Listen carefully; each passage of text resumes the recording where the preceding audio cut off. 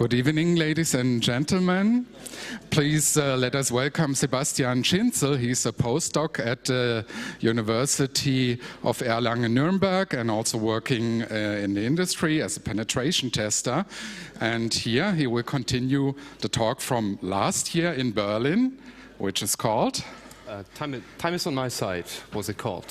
Yeah. Okay, let's give him a warm round of applause, please.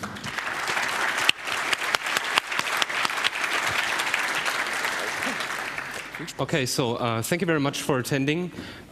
This is actually a sequel of my talk of last year, which was called Time is on my side, and I chose this because last year I showed how to do timing attacks. Right, so how can you perform timing attacks? How can you analyze timing measurements, for example, and things like that? And this was not the first time that I give these type of talks. So it was actually my PhD thesis dealt with timing side channels, and so therefore I gave quite a few talks about this topic. And always in a Q&A session, always people ask me, what can we do about it? Isn't a random delay, isn't it sufficient? Right, and so that's why I decided to just submit this talk.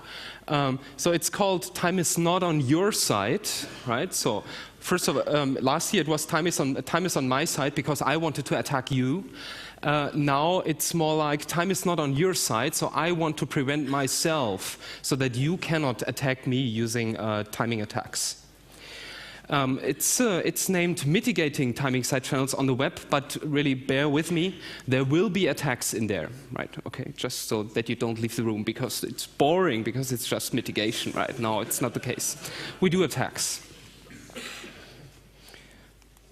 So, okay, this was already mentioned, so I just skip over it. I'm a postdoc researcher at University of Erlangen at the chair of Professor Felix Freiling.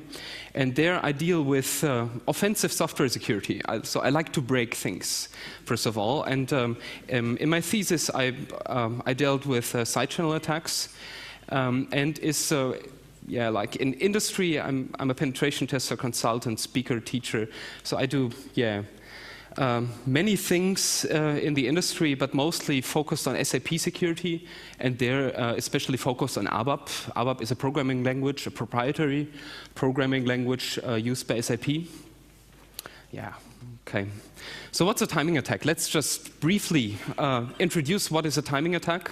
If you want to learn like more details of this, you should really watch the lecture that I gave last year. So I'll just briefly skip over it. So what do we have here? We have here an attacker, and here we have a server. And there's a very simple business process that I have there. It's a login interface. And then the first step, the user submits username and password, and first of all, it checks, is the username correct? And if the username is not correct, it submits an error message. That's just a generic error message saying an error occurred. Else, if the username was correct, so we enter this true thing here, only then the password will be checked. And if that is false, the same error message will be returned. So the attacker doesn't actually learn anything from the error message itself. But if you look at the left side, there we have a timing line, a timing axis, and it starts at the top and grows to the bottom. And the attacker submits username and password at T0. And if he gets a response at T1, he knows that the user does not exist. And if the response comes back at T2, so it's at a later point of time, he knows that the user exists. And that's a very, very basic timing side channel, just to warm up a little. Right? And there are many other examples for side channels. So for example, the sound, this very silent sound that you hear when you have your workstation at home running, and it's very silent, then you have this very silent noise that is coming from the speaker of your workstation. This can be used as a side channel. Right? So Adi Shamir showed how to break RSA using just these noises. There's visuals, there's emissions, so electromagnetic emissions. Power consumption of embedded devices may leak information through a side channel. There's a different paper where researchers were looking at when you type on a mobile, on a touch screen, you touch the mobile at different places, and therefore the motion sensor will get different data. That is also a different side channel. So if an attacker can read your motion sensor, he will learn what you're actually typing on your mobile phone. Or that is a very recent thing, size of encrypted network packages. Giuliano Rizzo made some very interesting research about this. Okay, that is just a repetition of an attack that I showed you last year. There's this standard called XML encryption, and it allows you to encrypt parts of an XML document. So you take part of an XML document tree, and you will, here at the bottom, you will encrypt it. And to put the encrypted part, you put this back into the XML document. And it will be AES encrypted, for example. It can also be DES or anything else. The key for this will be randomly generated and will also be copied into the same document. And this key will be encrypted using RSA. So they just take a public key, encrypt it, and put it in there. Right? And then we used an attack which is actually known since 1988, but for different protocols. It's called the Bleichenbacher attack. And it requires a few things. So first of all, there must be a Bleichenbacher attacker. There must be an oracle, and there must be some kind of service.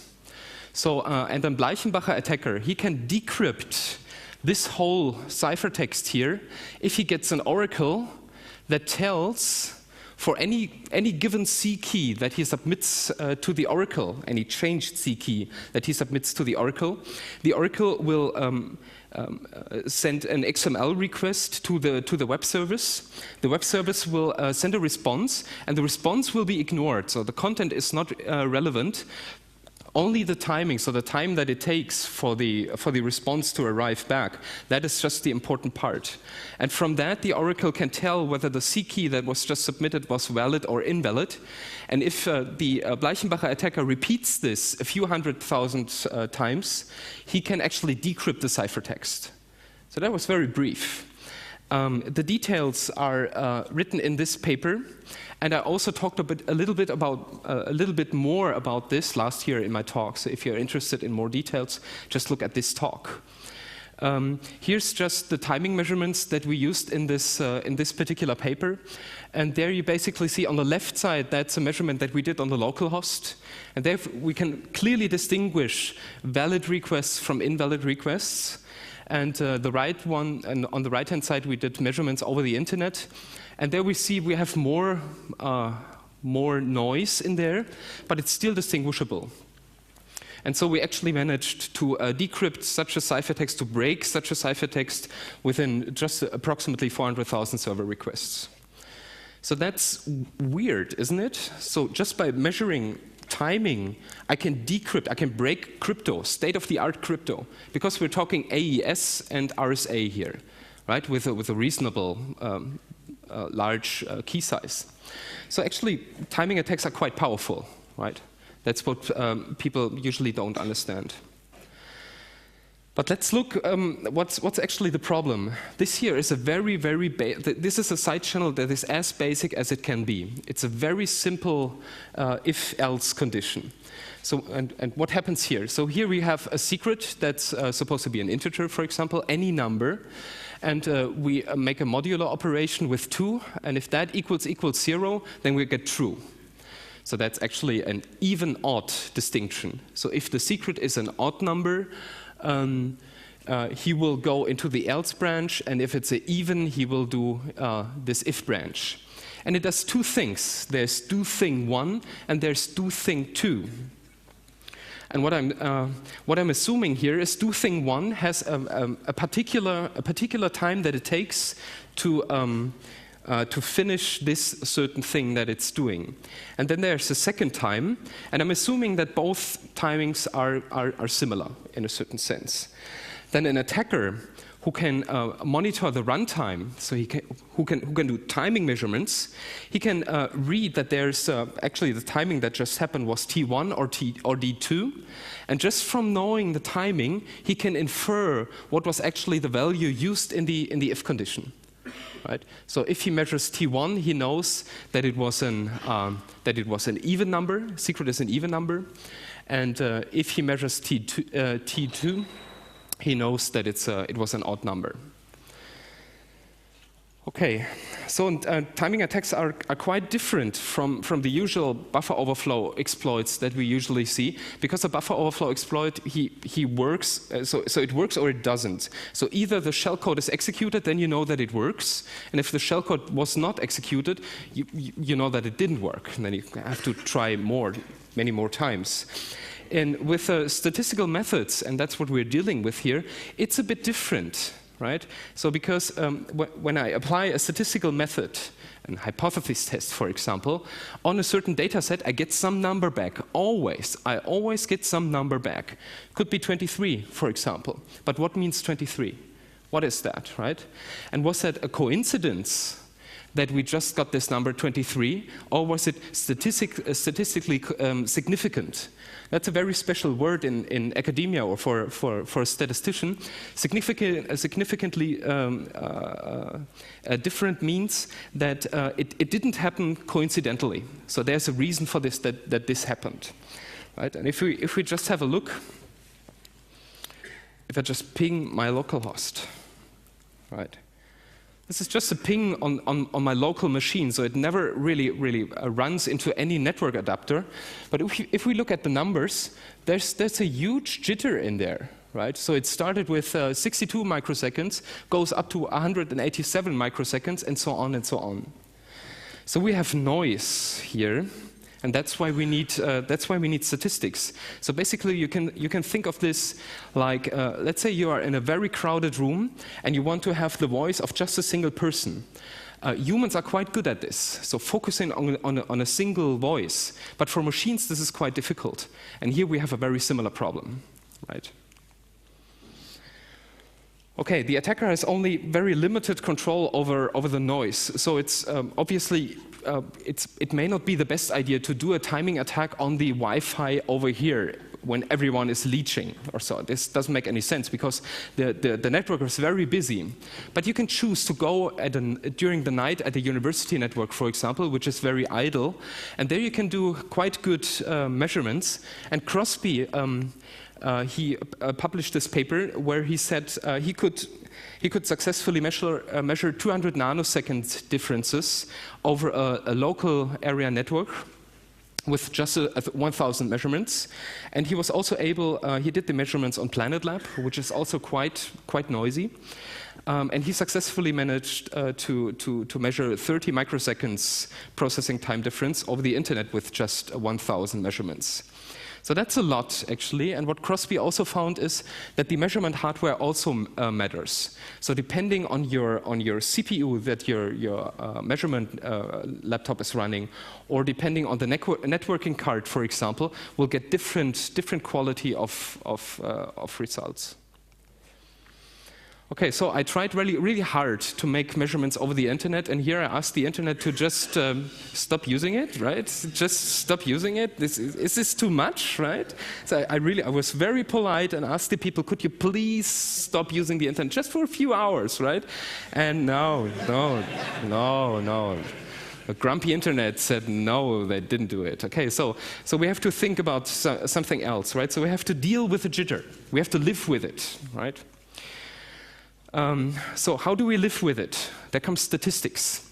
And when you talk to a statistician, he will say, okay, there's the central limit theorem, and this basically says that when you do a lot of measurements, then you will get this bell curve.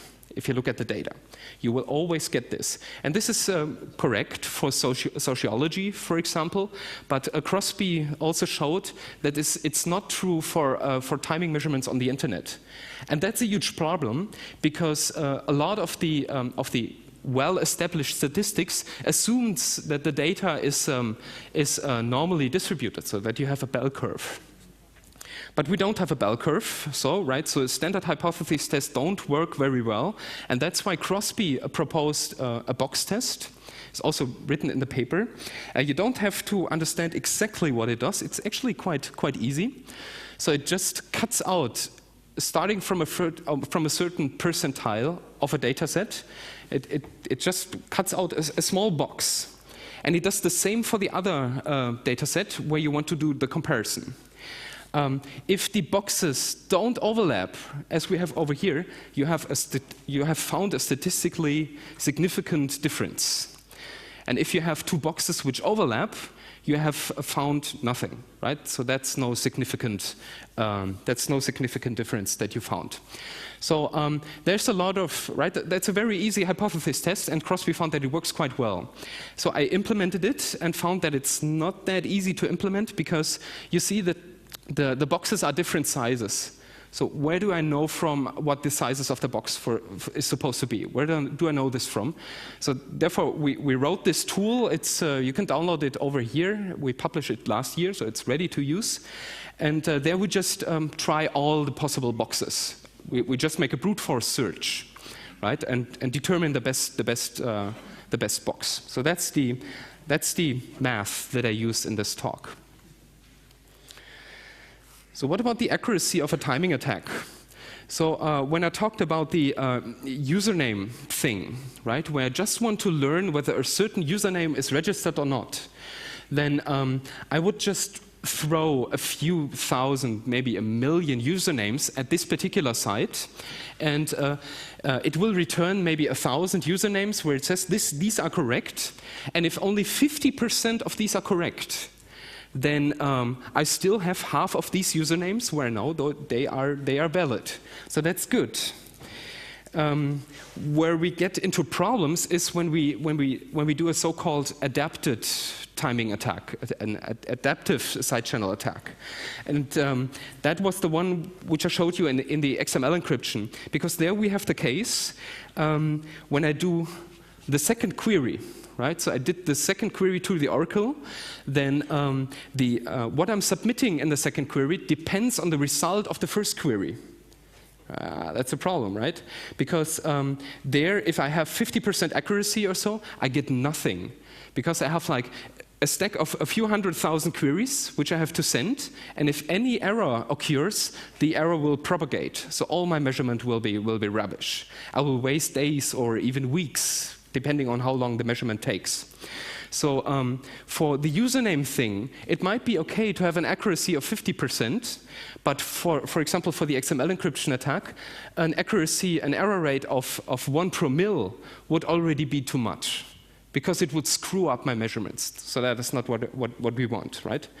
So you have to take into consideration what accuracy do you require for your attack. Okay, so how do you prevent timing side channels? That was like a repetition of the last year. How do you prevent a timing side channel, right? This is just, right, so from my talk last year, there I explained how timing attacks work. I presented the tools, and that's what I already said in the first slide. In the Q&A session, people always ask me, what can you do about it? Can't you do some kind of padding? Doesn't it work, right? And that is... Right, so what I want to talk about with you now is what possibilities do we have in order to prevent timing side channels? And that's the most obvious one. We just fix the code, right? That's the best one. So here we have a side channel, the same thing that we saw before, and here we fixed it, right? So in the first line, we always do thing 1, then we always do thing 2. And then we decide on a secret, is it odd or even? And if it's even, then we just do an assignment. So we just say, use result of the thing that we did for the first time. So these two things here, use result 1 and use result 2, they are just assignments, just normal variable assignments. So we don't have a timing leak here, because we could assume even if do thing 1 and do thing 2 take different amounts of time, the assignment of the result of it will take a constant time. That's a reasonable assumption. So here we don't have a timing side channel. We fixed it. That's great. The drawback here is it's slower. Right? So we always do thing 1, we always do thing 2. On the left-hand side, we only do thing 1 or thing 2. That's an exclusive or. Okay, so it's slower. So, of course, it's always best to just remove the bugs. If there's a side channel in your source code, in your hardware, in your protocol, for example, then just fix it. But what happens if you don't have the code?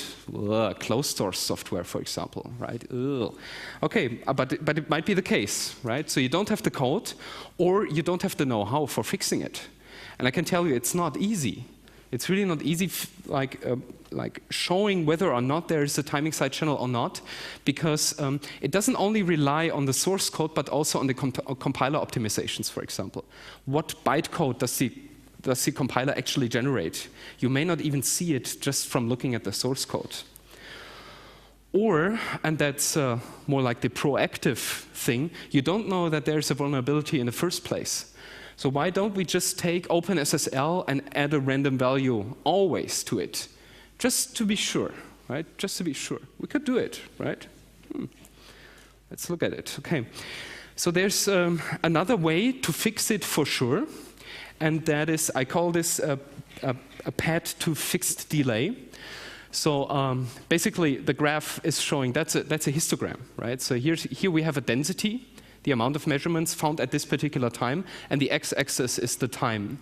And here's a gap, right? So here we have 35 milliseconds, and here we have 150 milliseconds, and WCET means worst case execution time. That we could always do. So we just assume we just do some measurements. What is the worst case execution time of this particular algorithm?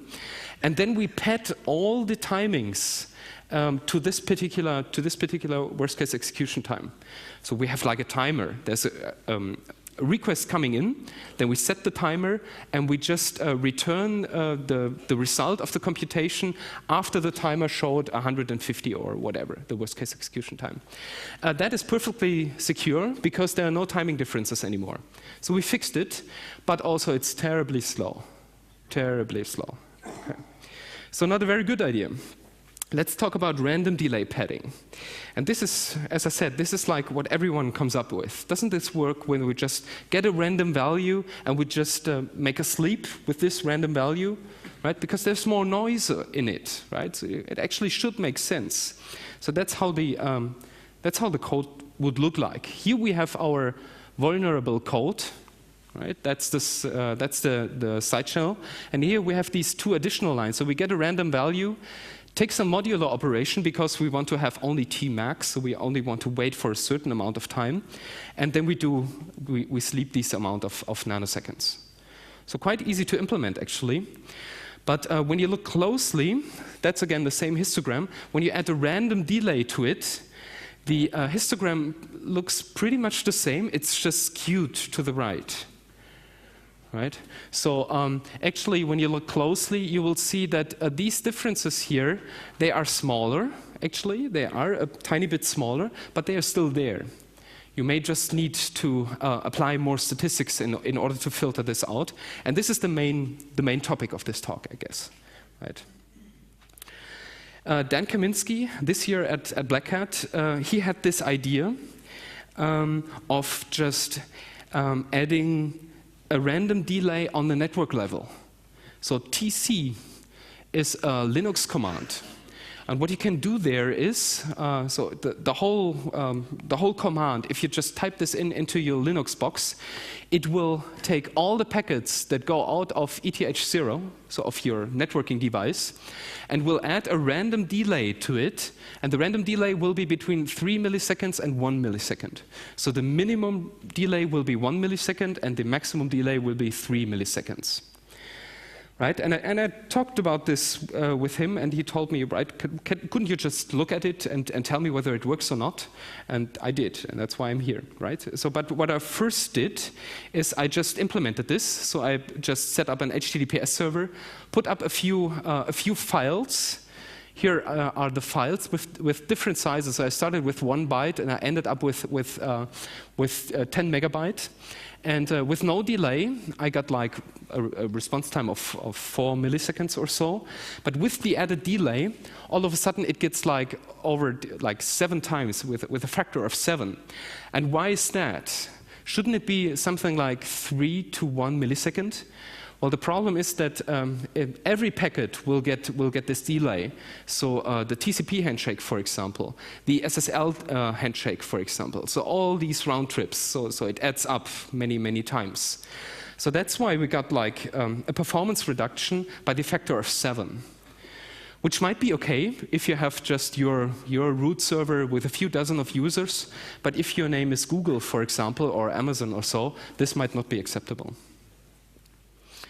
But still, right, so let's look whether it is secure or not. But before we do that, I just want to show you there are different examples. So I just want to show you what academia has found of how to prevent timing attacks.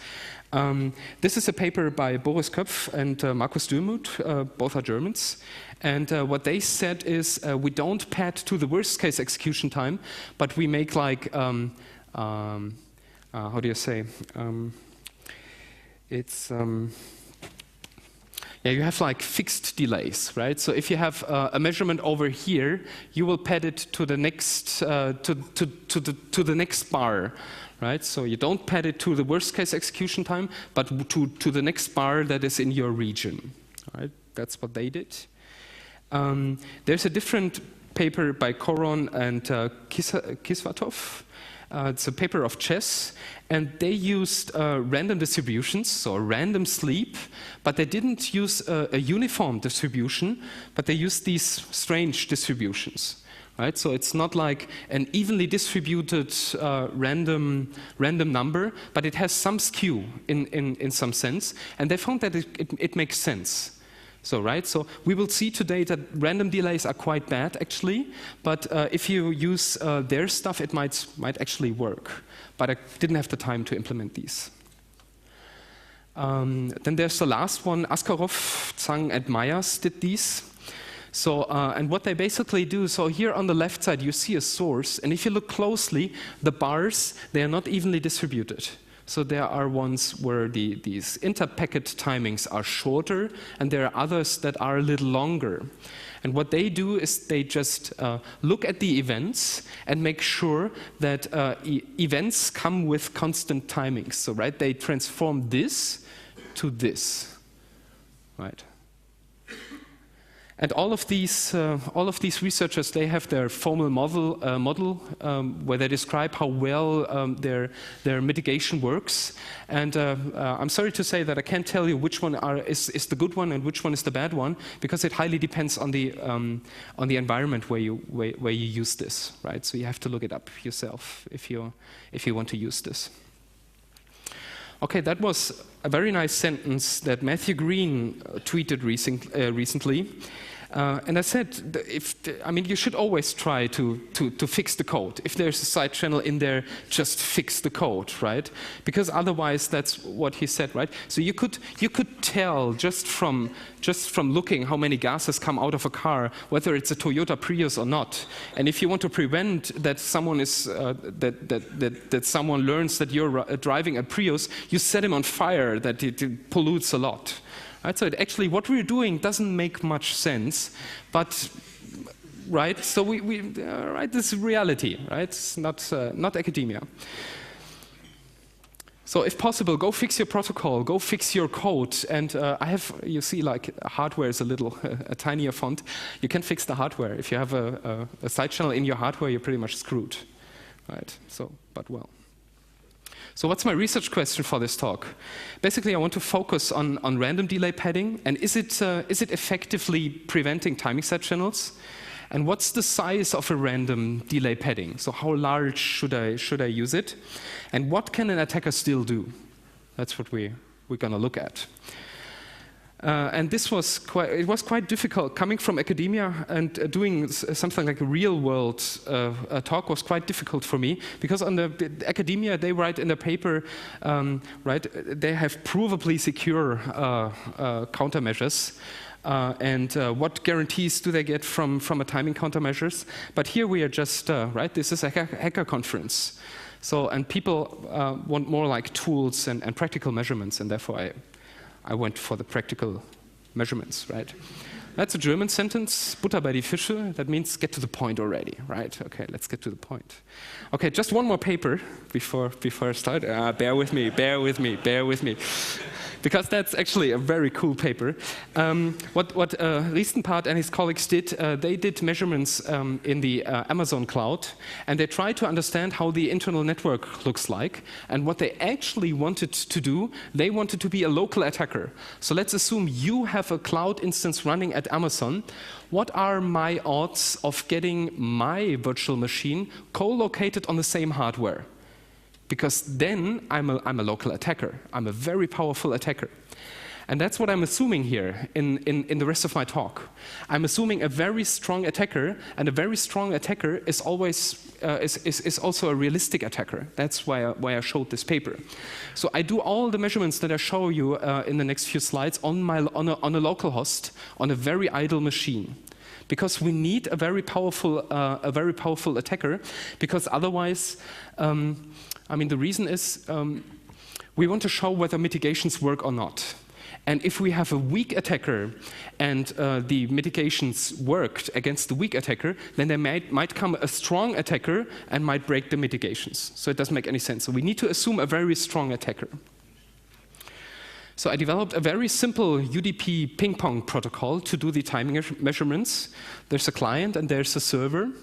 And basically, the client sends a UDP request to the server. The server will wait for a certain amount of time, and then we'll send the response.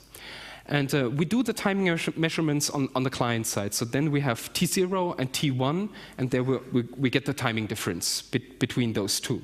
I have to hurry up a little, I think.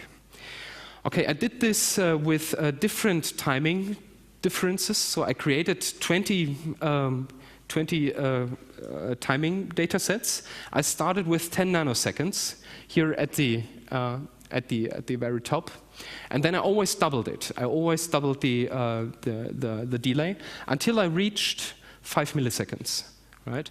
So this is the size of the actual timing side channel. Right. So I was simulating a timing side channel. So now I have 20 different data sets. Each data set has 1 million times in there. So I did 1 million measurements per data set. That's like 20 million measurements. Exactly. In a few data sets, I looked manually at it and removed a few obvious outliers, but it shouldn't make much of a difference. Okay, and then I ran my tools against it, and I wanted to find out how well can I distinguish these timing differences. And here are the results.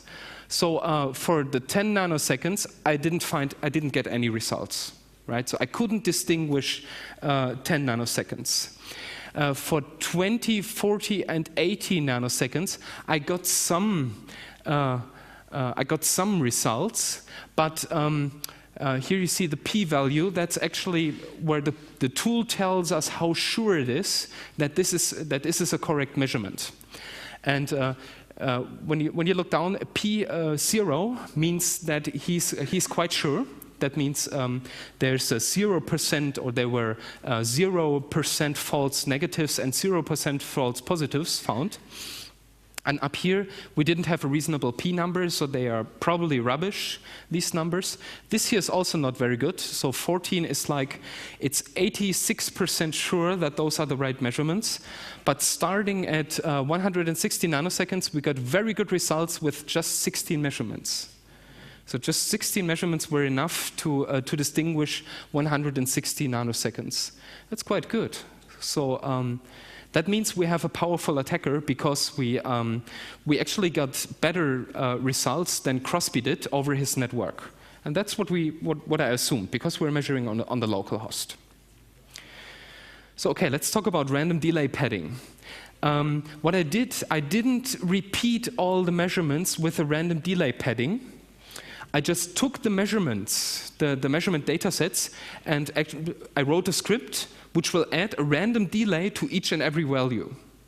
right? So I didn't simulate the actual, I didn't do the actual random delay measurement, because that would actually weaken the attacker.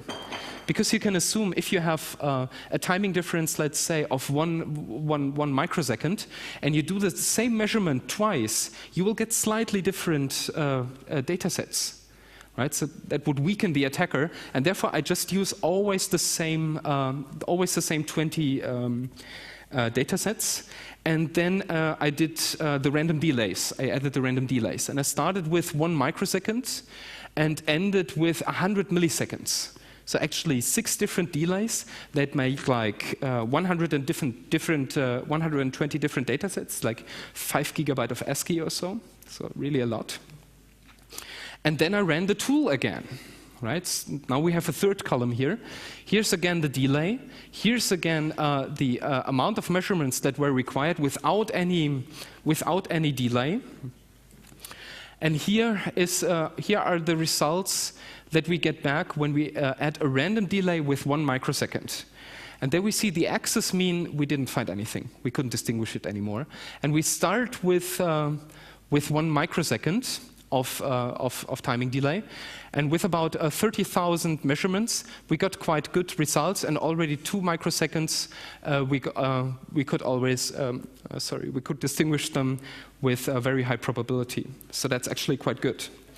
So here's a graph showing this. I have to explain it a little. This blue line down here were the results with 0 delay. So I didn't add any delay there. So therefore, it was very good, actually. And here is it's a logarithmic scale, and here also a logarithmic scale.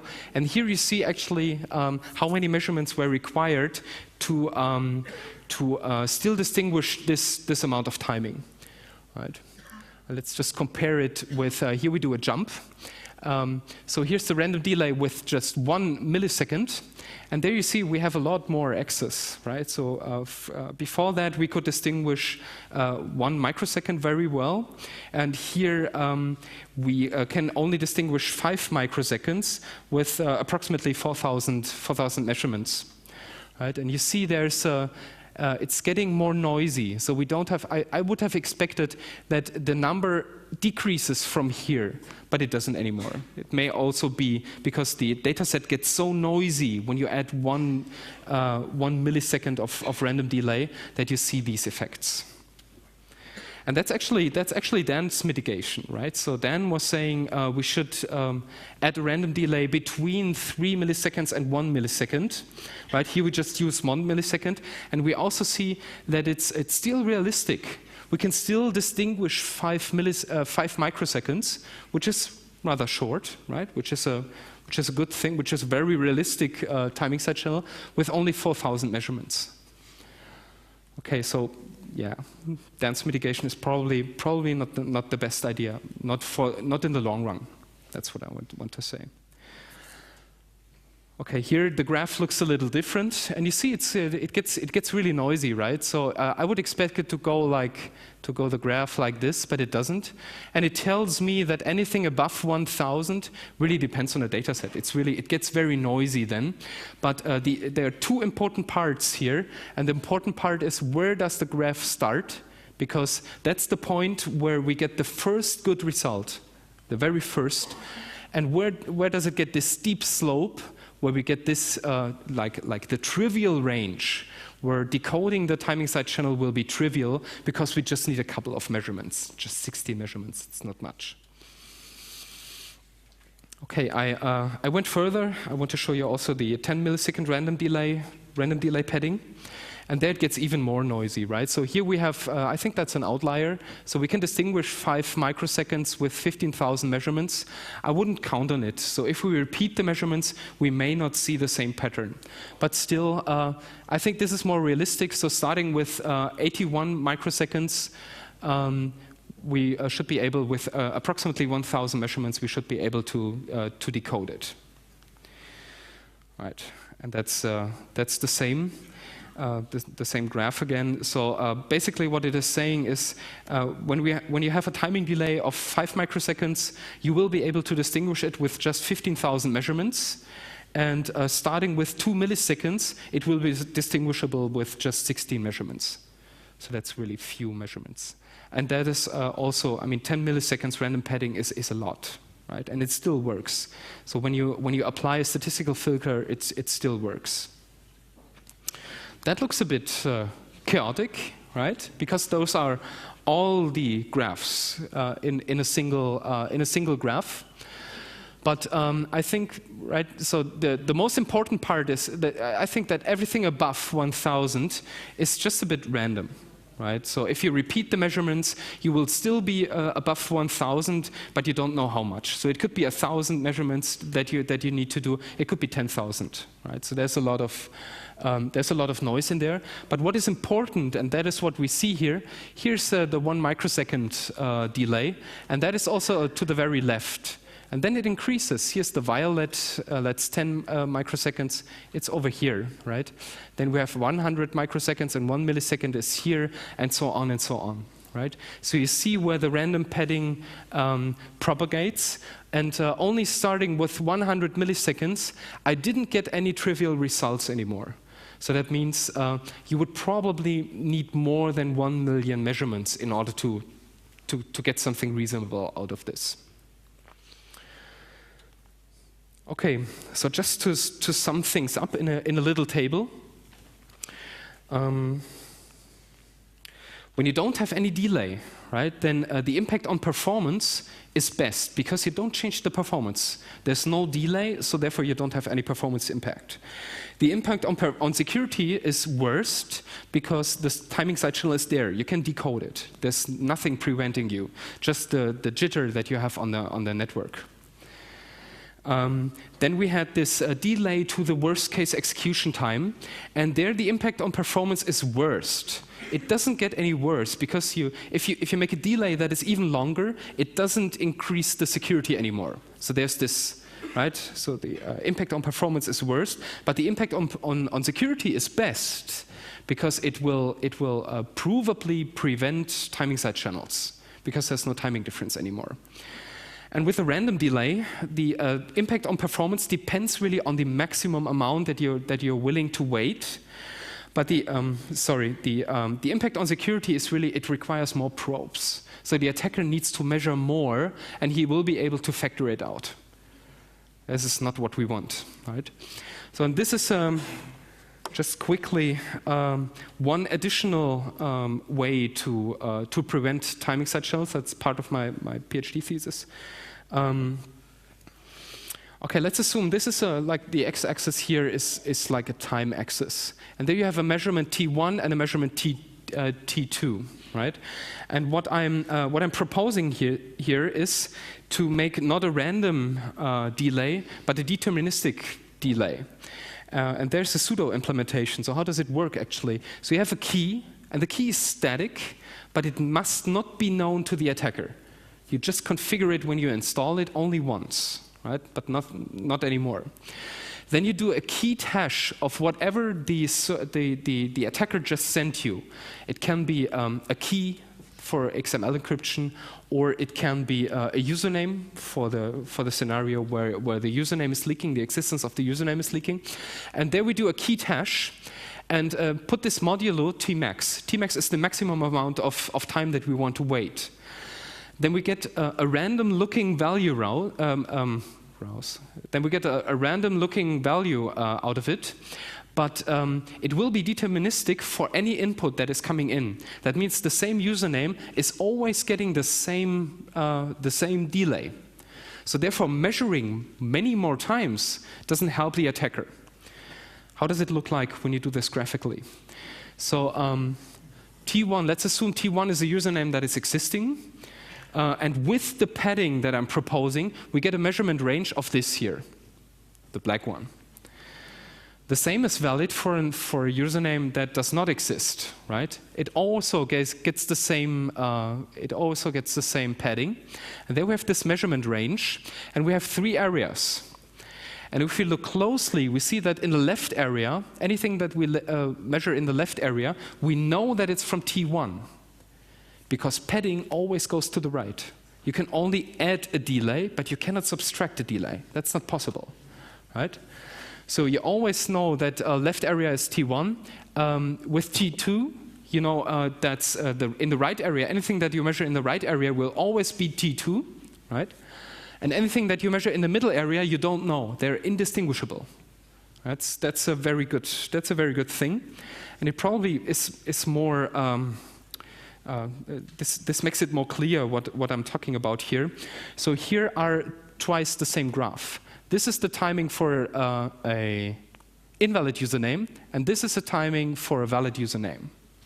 If I add a random delay to it and apply certain filters, the box filter that I just showed you, I will get additionally 2 lines, and they're still the same pretty much, right? So if we look at the upper 2, so basically this line here is this line just added with a random delay, and this line here is the same as this line just added with the same random delay. And what I did here, I did some filtering. So these are not the raw data, I already filtered it out. And there you see it's a bit more noisy, but you still get significant results. When you do the same with this deterministic and unpredictable delay that I proposed, you get something like this. And it looks that the delay that I used is bigger, so that the right part has a bigger performance impact than the left side, but it's not the case. So Tmax, the maximum amount of delay that I was adding, was the same for both measurements. Here, it was just removed by the filter, and I applied the same filter over here, and you still have this noise. So you can't filter it out by just making more measurements or by applying statistics. Right? Okay. So that's the same table that we've seen just a few slides earlier with just this additional column. This deterministic and unpredictable delay has the same impact on performance as the random delay, but it offers a best protection for a fraction of the values, and those are the values in the middle range of these of the thing that I showed you just now. Okay, to sum up the talk, a local attacker is relevant in practice. With my measurements, an attacker can distinguish 160 nanoseconds with just a few measurements and a low error rate, right? So that's really good, actually. Random delays are neither effective nor an efficient mitigation for timing side channels, at least not the unique random delay, right? At least not this. So other mitigation techniques they will work better, but it really depends on the usage scenario. So when you're planning to mitigate a timing side channel, you should look at all these papers and then decide what approach you should use. Right? And a deterministic and unpredictable delay is one example. Okay, just one more slide. I always complain that people don't offer their data sets and their programs. So therefore, I decided to make everything public. So on this link, I will upload all my measurement data sets and all the scripts, all the programs that I used, so that you can replicate the measurements that I just did. I asked you to do so. It's not yet up there. It's uploading right now. So it will take the night, for example. I guess so. Tomorrow morning, it should all be there. Okay. Thank you very much.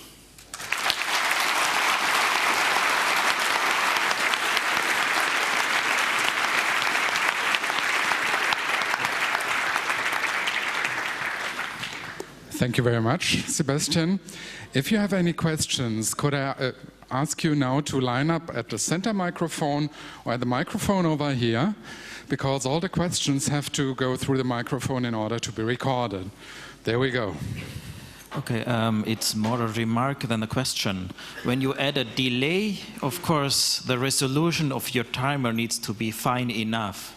If your timer is 1 millisecond resolution and you add delays of a step of 1 millisecond, because you're using some sleep function with milliseconds, then you cannot hide some timing delays in the nanosecond range, because you just add 1 millisecond, but the nanosecond difference are the same, then it's easy to filter it out. Okay. Yeah, thank you very much for this remark. So I'm able to, so I use the RDTSC assembler instruction, which gets me clock ticks. So those are sub-nanosecond precision. In order to generate the delay, I always use nanoseconds.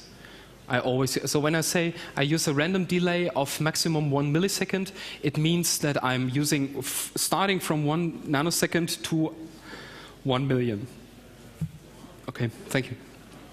Okay, thank you very much. And we have a question from the internet, our signal angel Crunch. Okay, so question from the internet is, to what extent does measuring over the internet pollutes the measured data? So how much does the number of required measurement increase if you measure over the internet? Okay, yeah. So there was a very good talk by Nate Lawson, is I think is his name. He did the talk at Black Hat 2010, and there he pretty much replicated all the measurements that Scott Crosby did in his paper, right? And so therefore, I mean, what Scott Crosby found out is that it doesn't depend, for example, on the hop count, but more on the quality of the network. So if you have a network that has many hops but high quality hardware, you might get better results than just using a network with a few hops, which is quite busy and has bad hardware. So it really depends on many conditions, really many conditions. Okay, thank you. On your proposed mitigation about the deterministic delay, if you have a data format that allows insignificant data to be added, like comments or fields that are just not evaluated, you may have a problem there, because then you can, the attacker can insert random patterns and beat the random number generator himself, basically. That might be a problem for some data that you want to process. So that's very good. Yeah. So one assumption is that the hash value that I'm building is really calculated just from the value that needs to be protected, from nothing else. Because what you were saying is, if there's some other irrelevant data in there, the attacker could just flip the random data all over again, and then it effectively gets a random delay, right? Yes. Yeah. So that's a very good remark. True. Okay, another question from the center microphone. Yes, it's actually related to what that guy just asked. When you're adding your mitigation, you're adding another secret to the game. Yeah. And I wonder if that secret could not be extracted using similar methods, using time attacks or other side channel attacks. Yeah, I mean, the hash function that you're using, you're free to choose. And if you're using, for example, an HMAC, then it shouldn't work, right? So even if the attacker could find out the exact delay that was used, which is very difficult in practice, he would still not be able to reverse engineer just from the hash the original value. Right? So, but that's a very good remark. So you shouldn't use a very weak hash function, for example. Okay, then we have another question from the internet, Signal Angel Crunch. Next question from IRC. So clocks are getting very precise these days.